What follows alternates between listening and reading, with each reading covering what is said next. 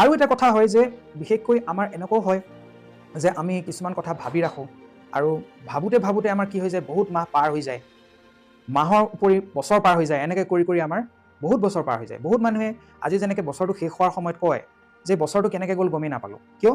কাৰণ তেওঁ যিখিনি কাম কৰিব লগা থাকিল হয়তো তেওঁ কৰা নহ'ল।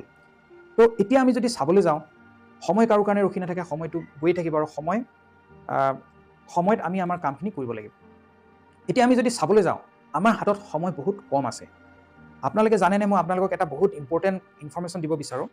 আমি যদি চিম্পলি চাব যাওঁ, আমাৰ হাতত কিমান ঘণ্টা থাকে? আমাৰ হাতত 24 ঘণ্টা থাকে। 24 ঘণ্টাৰ ভিতৰত মই যদি এটা চিম্পল কথা ক'ব যাওঁ যে আমি শুওঁ কিমান ঘণ্টা? আজি যদি আমি চাবলৈ যাওঁ, এটা সৰু বাচ্চাইটো 10-12 ঘণ্টা শুৱে, বা এজন বৃদ্ধ মানুহ তেওঁ 10-12 ঘণ্টা শুব পাৰে।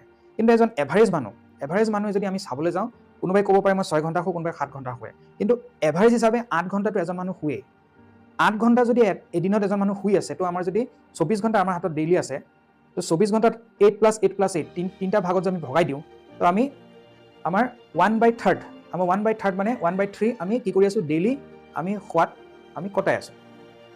ডেইলি যদি আমি 1/3 আমি শুৱাত কটাওঁ, মানে 1/3 আমি শুৱাত কটাওঁ, আমাৰ এজন মানুহৰ লাইফ স্পেন কিমান হ'ব পাৰে? এজন মানুহ খুব বেছি আজিৰ দিনত যদি আমি চাবলৈ যাওঁ 60-70 আমি যদি চাব যাওঁ, 70 ধৰি লওক এটা এভাৰেজ মানে মানুহৰ লাইফ স্পেন। কিছুমানে আগতো মৰি যায়, কিছুমানে আৰু বেছি দিন জীয়াই থাকে, এনেকুৱাও আছে।